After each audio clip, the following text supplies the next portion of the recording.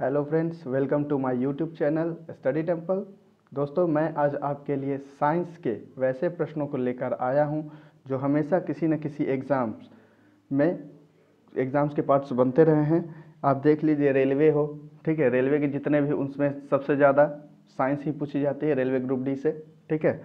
तो ये जितने भी प्रश्न हैं किसी न किसी एग्ज़ाम में पूछे गए होंगे या पूछे जा सकते हैं, ठीक है। इसलिए इस वीडियो के लास्ट तक बने रहिएगा और वीडियो अच्छी लगे तो लाइक शेयर सब्सक्राइब ज़रूर कीजिएगा। और हाँ, बेल आइकन को दबाना बिल्कुल ना भूलें ताकि मेरे वीडियो की नोटिफिकेशन आपको सबसे पहले मिले, ठीक है। तो शुरू करते हैं आज के मोस्ट इम्पॉर्टेंट साइंस के सदाबहार क्वेश्चंस। चलिए, हमारा पहला क्वेश्चन है, विटामिन B1 का रासायनिक नाम क्या है? विटामिन B1 का रासायनिक नाम क्या है? तो विटामिन B1 का रासायनिक नाम क्या है? थायमीन।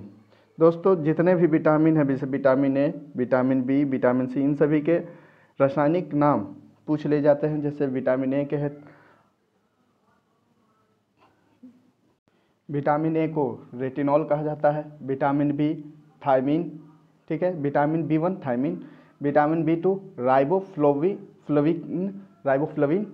विटामिन B3 होता है नियासिन, विटामिन B5 को पेंटाथेनिक एसिड कहा जाता है, विटामिन B6 को पेरिडॉक्सिन कहा जाता है, विटामिन B7 बायोटिन कहा जाता है उसको, विटामिन B11 को फॉलिक एसिड, विटामिन B12 साइनोकोबालामीन कहा जाता है, विटामिन सी का ascorbic acid, vitamin D calciferol, vitamin E tocopherol और विटामिन के फिलोक्विनोन। ये सभी विटामिन के जितने भी रासायनिक नाम हैं ये किसी न किसी एग्जाम्स के पार्ट्स बनते रहे हैं, तो इसे याद जरूर कर लीजिएगा और इसे नोट कर लीजिएगा किसी कॉपी में, ठीक है।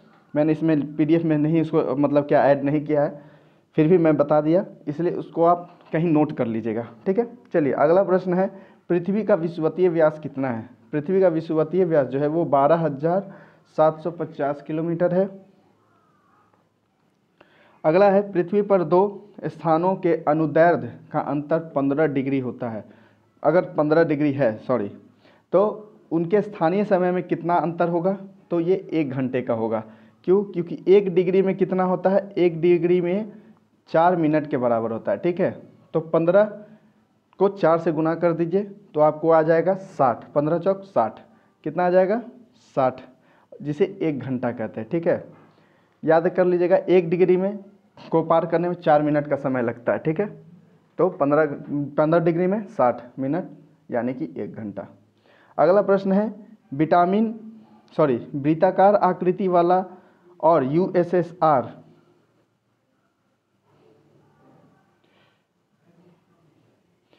क्या है? वृत्ताकार आकृति वाला और USSR द्वारा सर्वप्रथम छोड़ा गया भू उपग्रह कौन सा था?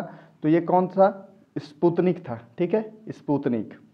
अगला है, ग्लेशियर में बर्फ हमेशा कहाँ से पिघलना शुरू करता है? तो ये निचले सतह से, ठीक है। ग्लेशियर निचले सतह से क्या होता है? पिघलना शुरू करता है। अगला है, लाई डिटेक्टर यंत्र में से सूचना मिलती है कैसे?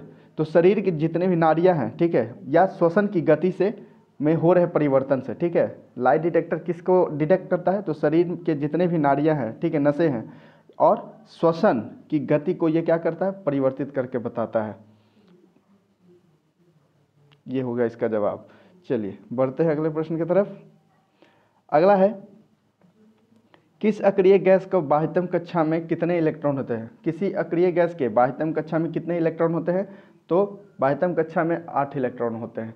सिर्फ हीलियम एक अक्रिय गैस है जिसके बाह्यतम कक्षा में 2 इलेक्ट्रॉन होते हैं, ठीक है। अगला है, मायोसिन प्रोटीन पाई जाती है किस में? मायोसिन प्रोटीन जो है वो PCO में पाई जाती है। अगला है, परमाणु सिद्धांत का जन्मदाता कौन है? तो डाल्टन। परमाणु सिद्धांत के जन्मदाता डाल्टन को कहा जाता है। कितनी ऊंचाई पर वायुमंडल में 1 डिग्री सेंटीग्रेड तापमान घट जाता है? तो प्रत्येक 165 मीटर जाने पर, ठीक है, प्रत्येक 165 मीटर ऊपर जाने पर क्या होता है? 1 डिग्री सेंटीग्रेड तापमान घट जाती है। चलिए, अगला प्रश्न है, किसी श्रेणी के यौगिक के 2 क्रमागत सदस्यों के बीच CH2 का अंतर रहने पर उस श्रेणी को क्या कहते हैं? तो ऐसे श्रेणियों को समजातीय श्रेणी कहा जाता है, ठीक है, समजातीय श्रेणी। अगला क्वेश्चन है, कोलाइड का उदाहरण माना जाता है तो कोलाइड जो है, ये प्रश्न बहुत बार पूछे गए हैं, जैसे कि दूध किसका है तो कोलाइड का है, ठीक है। गोंद, रक्त, ये सभी किसका उदाहरण है, कोलाइड का उदाहरण है, ठीक है। स्याही भी। चलिए बढ़ते अगले प्रश्न की तरफ। हमारा अगला प्रश्न है,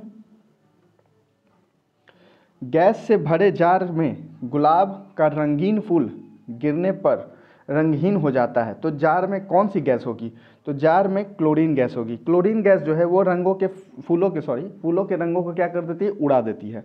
अगला है, पायरोमीटर क्या मापता है, ठीक है। पायरोमीटर जो है वो क्या मापता है, तो सौर विकिरण को मापता है।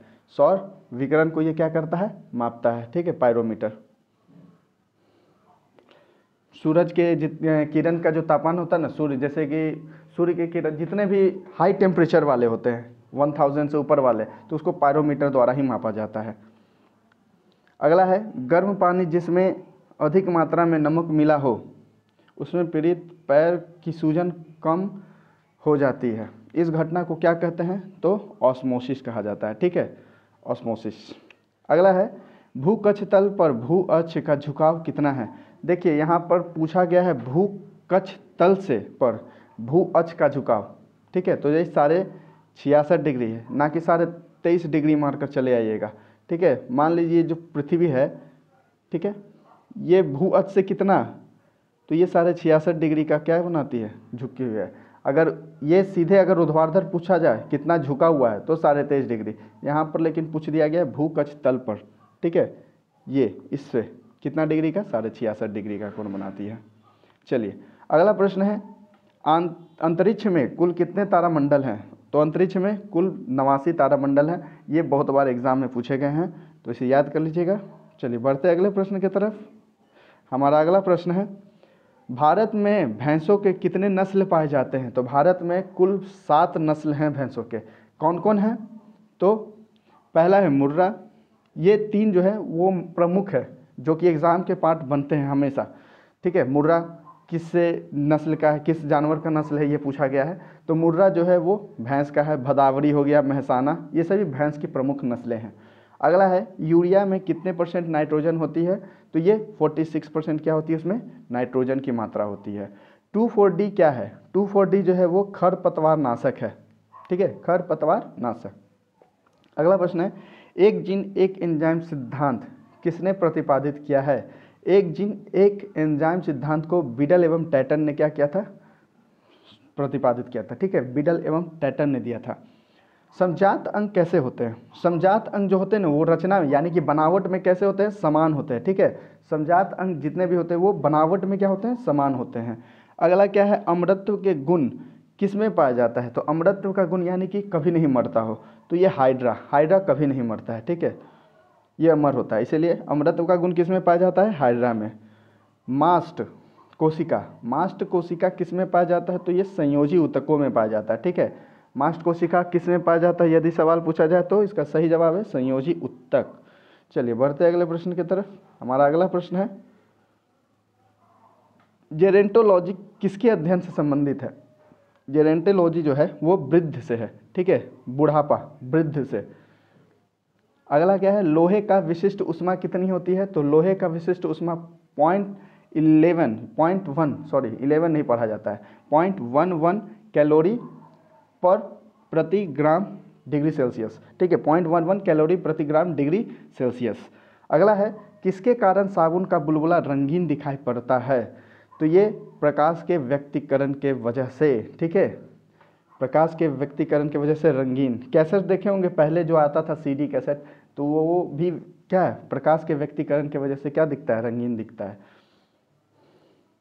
अगला है, प्रकाश की चाल सबसे पहले किसने ज्ञात किया था, तो रोमर ने किया था। प्रकाश की चाल सबसे पहले रोमर ने ज्ञात किया था, ये बहुत बार एग्जाम में पूछे गए हैं। सूर्य के प्रकाश का कितना प्रतिशत पौधा प्रयोग करते हैं, सूर्य के प्रकाश को कितना प्रतिशत जो है, सूर्य के प्रकाश का कितना % पौधा प्रयोग करते हैं, तो ये 8 से 10% ही प्रयोग किया जाता है पौधे द्वारा सूर्य के प्रकाश का, ठीक है। चलिए आज का लास्ट प्रश्न है, प्रकाश का तरंग दैर्ध्य कितना होता है, तो 3900 एंगस्ट्रॉन से लेकर के 7800 एंगस्ट्रॉन के बीच इसका तरंग दैर्ध्य होता है, ठीक है। तरंग दैर्ध्य को एंगस्ट्रॉन में मापा जाता है, ठीक है।